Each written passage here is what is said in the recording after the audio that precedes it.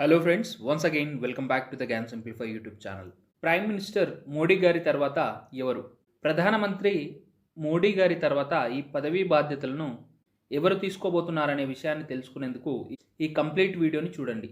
అసలు నేను ఇలా ఎందుకంటున్నానంటే, కొన్ని రోజుల క్రితం మాజీ ఢిల్లీ చీఫ్ మినిస్టర్ అయినటువంటి అరవింద్ కేజ్రీవాల్ గారు ప్రైమ్ మినిస్టర్ మోడీ గారిని వారి వయస్సు 17th సెప్టెంబర్ 2025లో ఈ 75 ఇయర్స్ పూర్తవడంతో రిటైర్మెంట్ తీసుకున్నట్లయితే నెక్స్ట్ పీఎం క్యాండిడేట్ ఎవరంటూ మాట్లాడడం అయితే జరిగింది.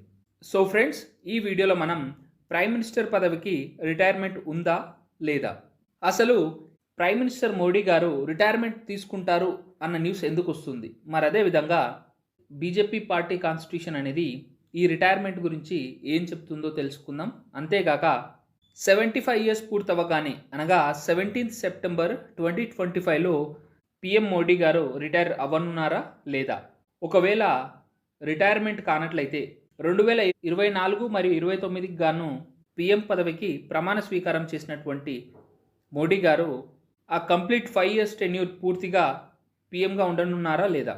అంతేగాక మోడీ గారి ఆధ్వర్యంలో పార్టీ ఏ విధంగా అభివృద్ధి చెందింది అనేది తెలుసుకుందాం. Last but not the least, BJP party next PM క్యాండిడేట్గా అంటే మోడీ గారి తర్వాత ఆ ప్రైమ్ మినిస్టర్ అధికారాల్ని అప్పగించేందుకు పార్టీలో ఎవరు సరైన వారనేది ఈ వీడియోలో కంప్లీట్గా తెలుసుకుందాం. సో ఫ్రెండ్స్, మీలో ఎవరైనా మన ఛానల్ని ఫస్ట్ టైం విజిట్ చేసినట్లయితే వీడియోని ఒక లైక్ చేస్తూ ఛానల్ సబ్స్క్రైబ్ చేసుకోండి.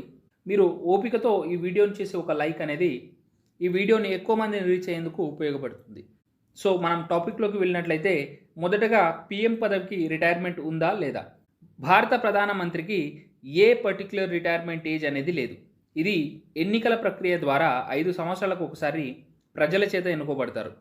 తమ పార్టీలోనూ మరియు పార్లమెంటు తరపున పీఎం క్యాండిడేట్కి సపోర్ట్ ఉంటూ ఎలాంటి అనారోగ్య సమస్యలు లేకుండా ఉన్నట్లయితే వారు జీవితకాలం పీఎం పదవిలో కొనసాగవచ్చు. అసలు ఈ రిటైర్మెంట్కి సంబంధించినటువంటి న్యూస్ ఎలా వచ్చిందంటే, స్టార్టింగ్లో చెప్పినట్టుగానే ఢిల్లీ ఎలక్షన్ కంటే ముందు మాజీ ఢిల్లీ చీఫ్ మినిస్టర్ అయినటువంటి అరవింద్ కేజ్రీవాల్ గారు పీఎం మోడీ గారు 75 ఇయర్స్ కంప్లీట్ అవ్వనున్నాయి కాబట్టి బీజేపీ పార్టీ కాన్స్టిట్యూషన్ని ఉద్దేశించి మోడీ గారు 75 ఇయర్స్ తర్వాత రిటైర్మెంట్ అవుతారా లేదా అని ఒక సభలో మాట్లాడారు. అంతేకాక ఈ ప్రశ్న అనేది అపోజిషన్ పార్టీ నుండి కూడా రావడం అయితే మనం ఇక్కడ చూసుకోవచ్చు. దీనికి సంబంధించి హోమ్ మినిస్టర్ అమిత్ షా గారు ఏమని సమాధానం ఇచ్చారంటే, మోడీ గారు 75 ఇయర్స్లో రిటైర్మెంట్ ఏం తీసుకోవడం లేదని, మోడీ గారే 2024 మరియు 29 కంప్లీట్ టెన్యూర్కి గాను పీఎంగా ఉండనున్నారని తెలియజేయడం అయితే జరిగింది. సో దీన్ని బట్టి 2029 వరకు పీఎం మోడీ గారు 75 ఇయర్స్ని దాటినా వారే ఈ పీఎం పదవిలో ఉండనున్నారు. అయితే ఈ బీజేపీ పార్టీ కాన్స్టిట్యూషన్ ఏం చెబుతుందో చూసినట్లయితే, బీజేపీ పార్టీ కాన్స్టిట్యూషన్ ప్రకారం పార్టీలోని నాయకులు వయస్సు, ఆరోగ్యం మరి అదేవిధంగా వారి సామర్థ్యాల్ని బట్టి వారికి వివిధ పదవులను అయితే అప్పజెప్పడం అయితే జరుగుతుంది. ముఖ్యంగా పార్టీలోని పెద్ద పదవులకై 75 సంవత్సరాలను ఒక రిటైర్మెంట్ ఏజ్గా పరిగణించడం అయితే జరిగింది. ఈ విధమైన కీలక పదవులకై బీజేపీ పార్టీ కమిటీ క్యాండిడేట్స్ని అయితే ఎన్నుకోవడం జరుగుతుంది. కానీ పీఎం క్యాండిడేట్ను బీజేపీ పార్లమెంటరీ పార్టీ నాయకుల ఇష్టాయిష్టాలతో ఇక్కడ ఎన్నుకుంటుంది. ఈ రిటైర్మెంట్ ఏజ్ 75 ఇయర్స్ అనేది బీజేపీ పార్టీ పెట్టుకున్నటువంటి ఒక రిటైర్మెంట్ ఏజ్. మరో విషయంగా, ఏ నాయకుడైనా ఆరోగ్యపరంగా ఏ సమస్యలు లేకుండా పార్టీకి సంబంధించినటువంటి ఎక్కువ సామర్థ్యాలను కలిగి ఉన్నట్టయితే వారిని కొనసాగించే అవకాశాలు ఉన్నాయి. సో ఇక్కడ మోడీ గారి ఆధ్వర్యంలో బీజేపీ పార్టీ ఎంతలా అభివృద్ధి చెందిందంటే, దేశ మారుమూల గ్రామాల నుండి మొదలుకొని ప్రపంచంలోని అన్ని దేశాల్లో మోడీ అన్న పేరు చాలా ప్రచారంలో ఉంది. మోడీ గారి రాజకీయ లక్షణాలు ప్రపంచంలోని ఎన్నో బలమైన దేశాలను ప్రభావితం చేసి వారిని ఇండియాతో స్నేహం చేసేందుకు పరుగులు పెట్టించారు.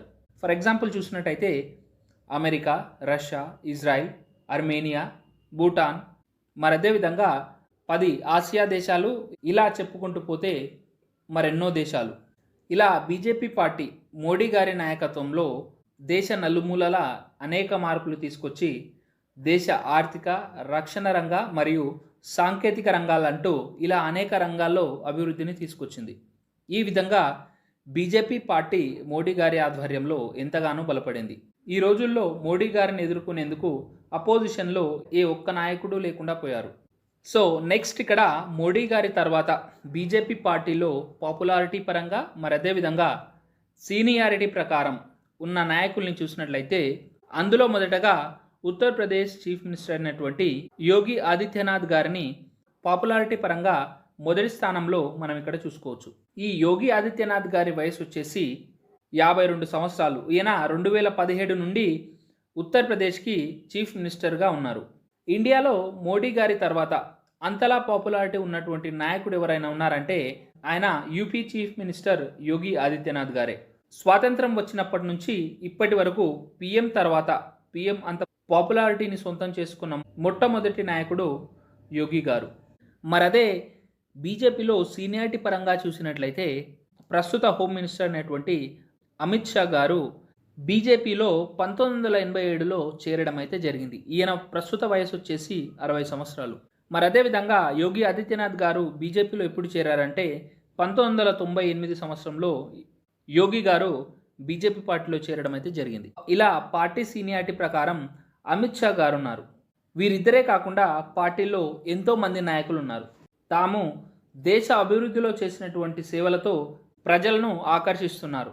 వారెవరనేది తెలుసుకున్నట్లయితే ప్రస్తుత డిఫెన్స్ మినిస్టర్ అయినటువంటి రాజ్నాథ్ సింగ్ గారు. ఈయన ప్రస్తుత వయసు వచ్చేసి 73 సంవత్సరాలు. మరి అదేవిధంగా ministry of road transport and highways of India బాధ్యతలను నిర్వహిస్తున్నటువంటి నితిన్ గడ్కరీ గారు. ఈయన ప్రస్తుత వయసు వచ్చేసి 67 సంవత్సరాలు.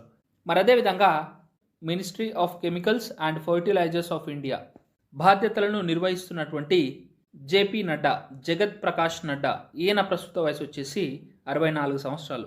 నెక్స్ట్ చూసుకున్నట్లయితే మినిస్ట్రీ ఆఫ్ ఎక్స్టర్నల్ అఫైర్స్ ఈ బాధ్యతలను నిర్వహిస్తున్నటువంటి సుబ్రహ్మణ్యం జయశంకర్. ఈయన ప్రస్తుత వయసు వచ్చేసి 70 సంవత్సరాలు.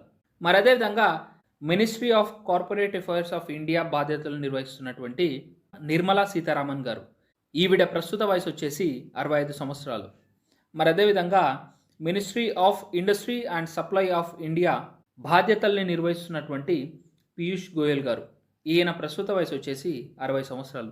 వీరే కాకుండా బీజేపీలో young and educated dynamic leaders కూడా ఉన్నారు. వారిలో ప్రస్తుతం తమిళనాడు బీజేపీ ప్రెసిడెంట్ అయినటువంటి మాజీ ఐపీఎస్ ఆఫీసర్ అన్నామలై గారు. ఈయన ప్రస్తుత వయసు వచ్చేసి 40 సంవత్సరాలు.